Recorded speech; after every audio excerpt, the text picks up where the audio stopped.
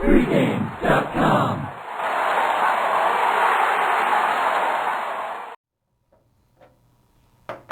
Hawaii -6 at San Jose State. Friday college football. Marco, I want to continue the conversation we had last week because I went 2-0 in these picks. I want to continue about the teams with certain schemes, with the very aggressive offensive schemes in college football when they overmatch their opponent. All right, and last week we had Stanford, which ended up covering against Cal. And then we had, Oregon against Cal. And then another team that's been dominating, Stanford. And then we had Boise on Friday. And I think, though not as extreme in this case, we've got something similar with Hawaii. Hawaii is a team that just tends to dominate when they're favored, and they're usually going to be favored when they out-physical the other team. The stat is Hawaii has covered 12 of 16 overall. So in general, this team's a little bit underrated the last couple years. But number two, they do actually consistently better when they're a favorite.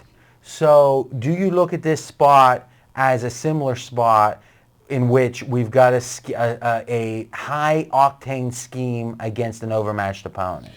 I agree with everything you're saying. The only thing that I'm going to point out with throwing out an overall stat on Hawaii like that is you're taking into consideration, obviously, their home games.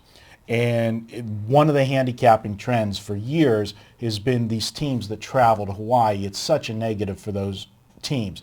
I mean, you're traveling in the middle of the season, going to, Okay, so let's jump to it because they're on the road here, clearly. Good. But you're saying there's a dichotomy. Because they have such a home field advantage, Absolutely. You really got to split this team up. You do. Now, to dice this even further, something that we talked about in the last video, this is a Friday night primetime game.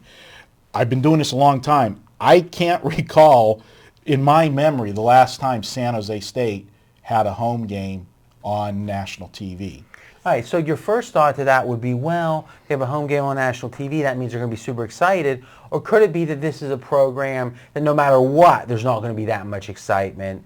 And thus, I think if you have a situation like we had the Lions, now we're talking pro football here, on Monday, this is a community looking to get behind a team. They have the opportunity, first Monday night game since 2001, and they were crazy rabid and they affected that game. I agree. Do you really, is it potentially too pat is the right word, or let's call it lazy, to think, oh, team typically not on TV equals big raucous home crowd. Are we certain of that? Well, you have to be certain that a team like this is a college university in San Jose State, a California school. They know how to party, that's for sure. It is going to be a loud crowd. And this is a team that actually has not played that bad this year.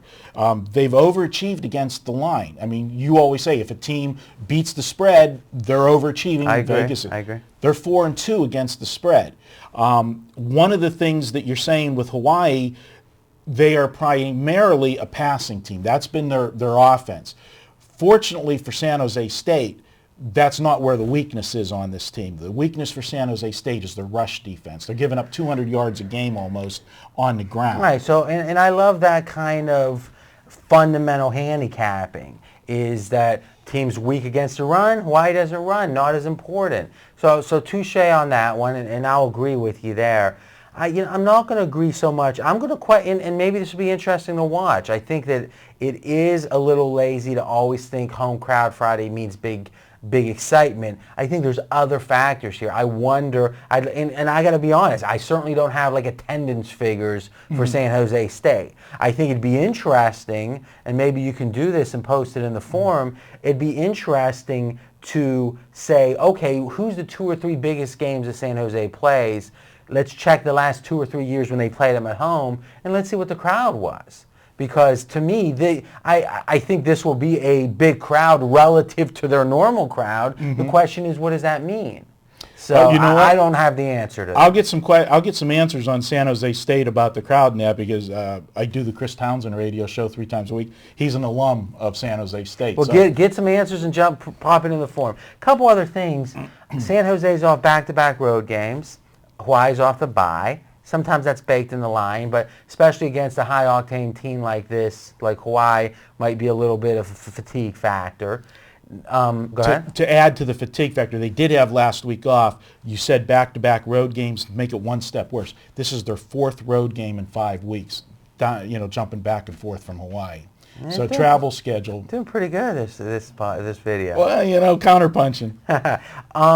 Another interesting thing, and I actually got this from the Gold Sheet, it's an interesting point, is Hawaii oftentimes, because the WAC has out-of-the-way locales, so there's connecting flights, and I think anyone that's ever traveled knows that can be a strain. And now you got a whole team and all the equipment. They're not chartering a plane, is my understanding. Some of the bigger colleges do. It's a situation where this is when it's a direct flight as opposed to a charter flight, which is, or as opposed to, connecting flights, which I think is noteworthy and kind of quirky, so I like to enjoy those quirky things.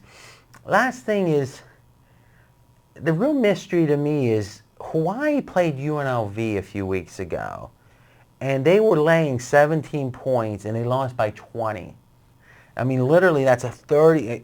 You don't often see a team favored by 17 lose by 20. It's a 37-point delta between expectation.